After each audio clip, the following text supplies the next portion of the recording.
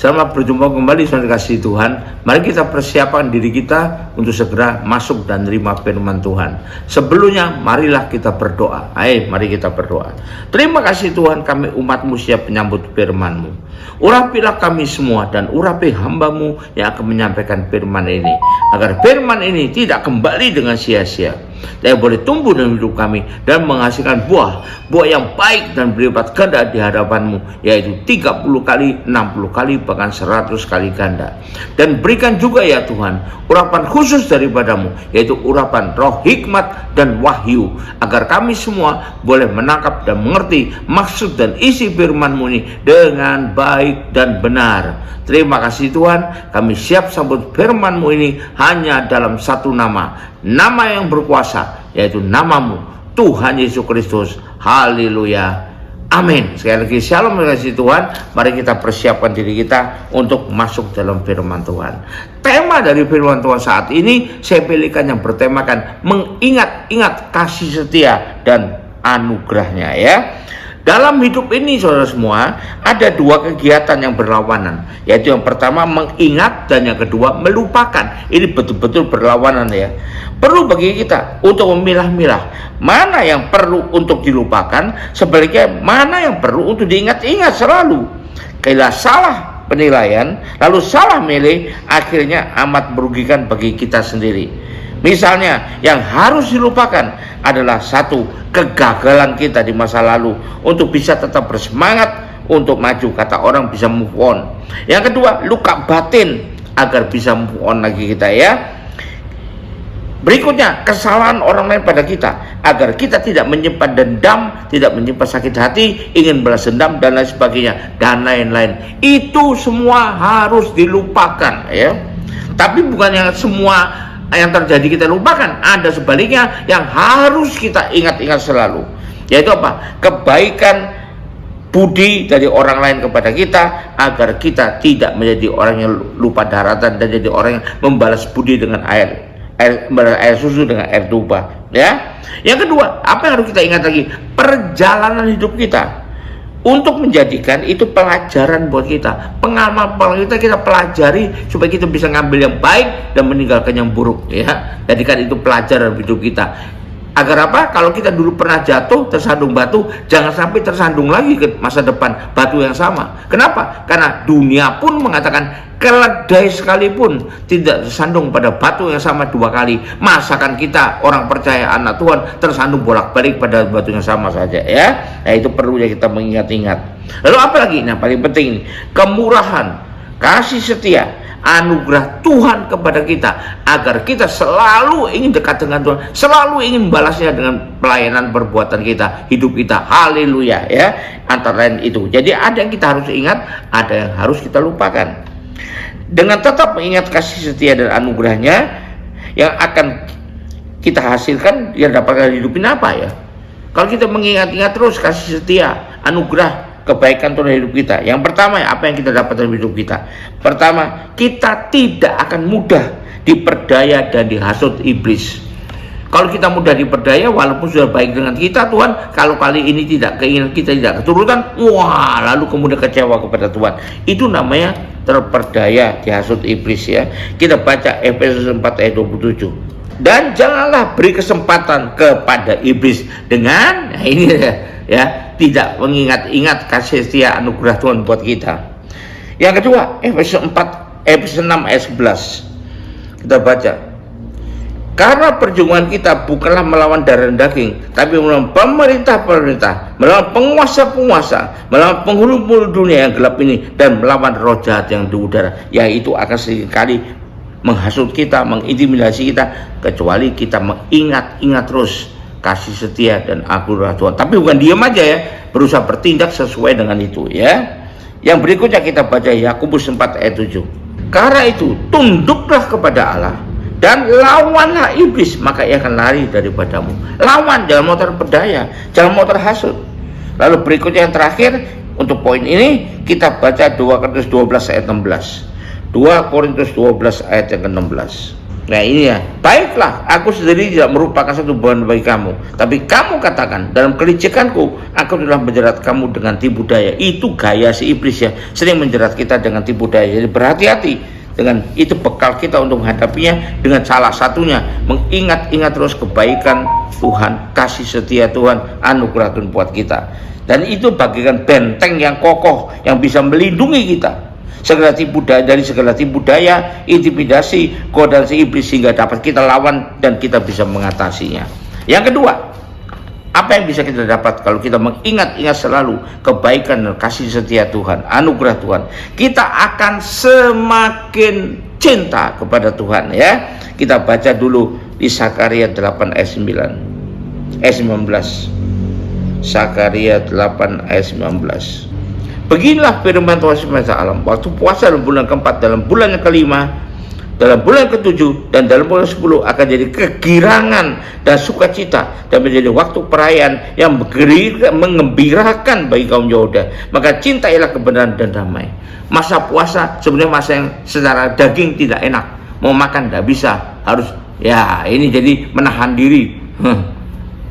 Banyak beban yang harus dialami, tapi justru menjadi kegembiraan. Kenapa? Karena kita semakin cinta kepada Tuhan. Kenapa semakin cinta kepada Tuhan? Karena mengingat-ingat terus kasih setia, kebaikan, dan anugerah Tuhan bagi kita. Baca lagi Mazmur 69 ayat 37 untuk poin ini. Mazmur 69 ayat 37. Mazmur pasal 70 ayat kelima. Biarlah bergirang lebuk sukacita karena engkau, semua orang mencari engkau. Biarlah mereka yang mencintai keselamatan daripadamu selalu berkata, Allah itu besar. Dan kalau kita makin besar cinta kita kepada Tuhan, maka kita akan bisa masuk dalam keadaan demikian. Terakhir untuk poin ini, kita baca di Mazmur 119 ayat 48. Mazmur 119 ayat ke-48. Mazmur pasal 119 ayat ke-48. Aku menaikkan tanganku kepada perintah-perintahmu yang kucintai. Makin cinta pada Tuhan kan. Dan aku hendak merenungkan ketetapan-ketetapanmu. Ini yang muncul kalau kita makin cinta pada Tuhan, dan itu menguntungkan kita ya. Bukan hanya semakin dekat kita kepada Tuhan, tapi juga semakin cinta, semakin siap untuk berkorban, semakin siap untuk melakukan apa yang Tuhan inginkan, semakin siap untuk mau berbuat yang lebih baik bagi Tuhan, dan karena kita merasakan Tuhan itu baik kepada kita. Itu yang kedua. Yang ketiga, tidak mudah terombang-ambing oleh tawaran-tawaran dunia ini ya. Kita baca pertama di Efesus 4 ayat 14. Apa yang dia tawarkan macam-macam, antara lain ini ya, Efesus 4 ayat 14. Sehingga kita bukan lagi anak-anak secara rohani ya, yang diombang-ambingkan oleh rupa-rupa pajaran, itu tawaran dunia itu, oleh permainan palsu manusia dan kelicikan mereka yang menyesatkan. Itu yang pertama. Yang kedua, kita baca Roma 12 ayat 2. Janganlah kamu menjadi serupa dengan dunia ini, termasuk kalau kita ngikut tawarannya, tapi berubahlah oleh pembaharuan budimu, sehingga kamu dapat membedakan mana yang kehendak Allah, apa yang baik, yang berkenan pada Allah, dan yang sempurna, dan yang tidak sempurna, tidak baik, tidak berkenan pada Allah. Antara lain itulah tawaran dunia ini ya, bujukannya. Berikutnya kita baca lagi di Yakobus 1 ayat 27. Ibadah yang murni dan yang tak perjata dalam Allah Bapa kita ialah mengunjungi yatim piatu dan janda muda, dan janda-janda dalam kesusahan mereka, dan menjaga supaya dirinya sendiri tidak dicemarkan oleh dunia. Artinya tidak tergoda, tidak menuruti tawaran-tawaran dunia, tidak ombang-ambingan. Berikutnya kita baca lagi Filipi 3 ayat 19. Kesudahan mereka ialah kebinasaan, Tuhan mereka ialah perut mereka, ini tawaran duniawi ini. Kemudian mereka ialah aib mereka, pikiran mereka semata-mata tertuju kepada perkara duniawi, karena terombang-ambing, tergoda oleh tawaran dunia ya. Itu yang terjadi pada orang-orang demikian. Berikutnya kita baca lagi dari Kolose 3 ayat 5. Karena itu matikanlah dalam dirimu segala sesuatu yang duniawi. Jadi jangan sampai malah tergiur, tergoda, terombang-ambing oleh tawaran dunia. Matikan dalam dirimu, kata firman Tuhan. Yaitu apa? Antara lain ya, bukan cuma ini saja. Percabulan, kenajisan, hawa nafsu. Ini yang paling banyak menguasai dunia ini. Nafsu jahat dan juga keserahan yang sama dengan penyembahan berhala dan lain-lain. ya yang bisa kita pelajari. Jadi bukan cuma ini loh ya. Oh, kalau bukan itu, bukan dunia yang lain tuh. Misalnya Pak, mencuri tidak ada Pak, mencuri bukan dunia. Korupsi tidak ada Pak, korupsi bukan dunia. Salah sekali kalau demikian. Striptis tidak ada Pak, penggemar striptis yang malam melihat tarian striptis bukan dunia. Nah ini makanya saya bilang ini antara lain ya perlu kita pelajari. Lalu terakhir untuk poin ini kita lihat Titus 2 ayat 12. Jadi perhatikan cara membaca firman Tuhan. Jangan firman Tuhan yang dibatasi. Ia mendidik kita supaya kita meninggalkan kefasikan dan keinginan-keinginan duniawi, supaya kita bisa hidup bijaksana, adil, dan beribadah dalam dunia sekarang ini. Walaupun masih hidup di dunia, kita tinggalkan keinginan-keinginan duniawi ya. Itu yang firman Tuhan katakan. Ingat loh, kita bukan manusia biasa saja loh, tapi kita lah anak-anak dari kerajaan surga. Harusnya bisa dan mau mengalahkan tawaran-tawaran dunia ini, bukan malah ikut, bukan malah terombang-ambing. Nah itu kalau kita mengingat-ingat tuh, kalau kita menghadapi tawaran dunia, langsung kita ingat kebaikan kasih Tuhan selama ini pada kita, anugerah Tuhan. Nah kita bisa nolak tawaran itu ya. Itu yang ketiga. Yang keempat, menjadi takut. Orang yang ingat akan kemurahan kasih setia Tuhan akan menjadi takut untuk berbuat dosa, karena berbuat dosa sangat mengecewakan bagi Tuhan. Masa dia sudah kasih setia pada kita, dia sudah baik pada kita, dia sudah berikan anugerah pada kita kecewakan dengan kita mau segambarangan aja jatuh dalam dosa ya. Roma 6 ayat 2 kita baca. Jangan lihat diri kita sendiri saja, ingatlah Tuhan yang sedemikian baik pada kita sebelumnya. Sekali-kali tidak. Ini atasnya ayat 1 kita baca dulu. Jika demikian, apa yang kita katakan? Bolehkah kita bertekun dalam dosa demikian bertambah kasih karunia itu? Nah ini, sekali-kali tidak. Bukankah kita telah mati bagi dosa? Bagaimana kita masih dapat hidup dalamnya? Nah ini pertanyaan firman Tuhan. Nah, berikutnya kita baca lagi ayat ke-14. Allah yang membagikan Tuhan akan bagi kita juga oleh kuasanya. Nah, kalau kita bangkit bersama Tuhan, maka kita harusnya teladan kita Tuhan, ya, bukan mengikuti dunia saja. Kita takut untuk berbuat dosa. Kalau kita baca lagi 1 Yohanes 2 ayat 1. Anak-anakku, hal ini kutuliskan kepada kamu supaya kamu jangan berbuat dosa. Namun jika seorang berbuat dosa, kita punya seorang pengantara kepada Bapa, Yesus Kristus yang adil, ya, yang adil. Jadi bukan cuma yang murah hati, iya dia pemurah, tapi dia juga adil, dan berarti dia juga keras. Firman Tuhan mengatakan demikian. Baca lagi pasal 3 ayat 9. Setiap orang yang lahir dari Allah, kalau kita benar-benar terlahir baru, tidak berbuat dosa lagi. Sebab benih ilahi tetap ada dalam dia, dan ia tidak dapat berbuat dosa karena ia lahir dari Allah. DNA-nya DNA Tuhan, ya. Jadi kita tinggal kita menilai kita ini masih tidak takut untuk berbuat dosa enggak. Kalau kita berdosa, kita bukan lagi punya DNA Allah, tapi kita punya DNA si jahat di sana, ya. Nah, jadi kita perlu tahu. Maka lebih dalamlah untuk berpikir, termasuk untuk memikirkan apa akibatnya. Lebih banyak mempertimbangkan agar tidak mensia-siakan kasih setia dan anugerah Tuhan yang sudah kita terima. Amin. Ya, sekarang kita masuk poin kelima. Jadi apa yang akan terjadi kalau kita mengingat-ingat terus kasih setia dan anugerah Tuhan pada kita itu?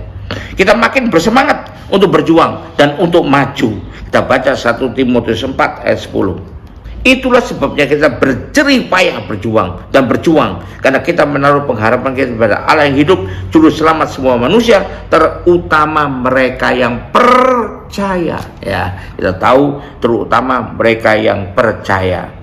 Berikutnya kita baca lagi Yudas 3, Yehuda 3 atau Yudas 3. Surat Yehuda pasal ketiga atau Yudas ketiga.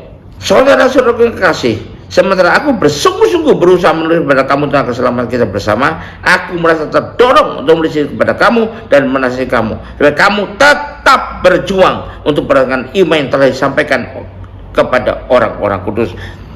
Bersemangat untuk berjuang dan untuk maju. Jika yang diingat hanya masalah derita, beban, kegagalan dan lain-lain, itu bisa membuat manusia makin kehilangan semangat untuk maju, ya, semangat untuk maju ke depan. Tapi bila yang diingat-ingat adalah kasih setia, anugerah, pertolongan, mujizat Tuhan yang sudah dialami, maka itu akan menyemangati kita. memotivasi kita untuk berjuang untuk maju ke depan dan memperoleh apa yang kita inginkan, apa yang Tuhan inginkan. Haleluya, puji Tuhan. Jadi itulah kesimpulannya, kalau kita mengingat-ingat kasih setia dan anugerah Tuhan dan tidak melupakannya, maka kita akan mengalami hal-hal yang positif dalam hidup kita, yang memberikan dampak positif dalam hidup kita sesuai dengan apa mau Tuhan. Haleluya, puji Tuhan. Mari semua saudara, kita akhiri ibadah ini dengan terima berkat dari Tuhan. Angkat dua tanganmu, kita terima berkat dari Tuhan. Kembalilah ke aktivitas masing-masing dengan berkat terbaik di Allah Bapa di sorga, dengan kasih karunia dan damai sejahtera dari Tuhan kita Yesus Kristus, juga dengan persekutuan, pertolongan, penghiburan, kekuatan, terutama urapan yang penuh dari Roh Kudus, memampukan kita untuk melakukan itu semua. Dan biarlah itu menyertai kita mulai hari ini sampai sepanjang tahun ini, sampai Maranatha, bahkan sampai selama-lamanya. Yang percaya berarti berkat Tuhan ini sama mengatakan amin. Haleluya, puji Tuhan. Sampai jumpa.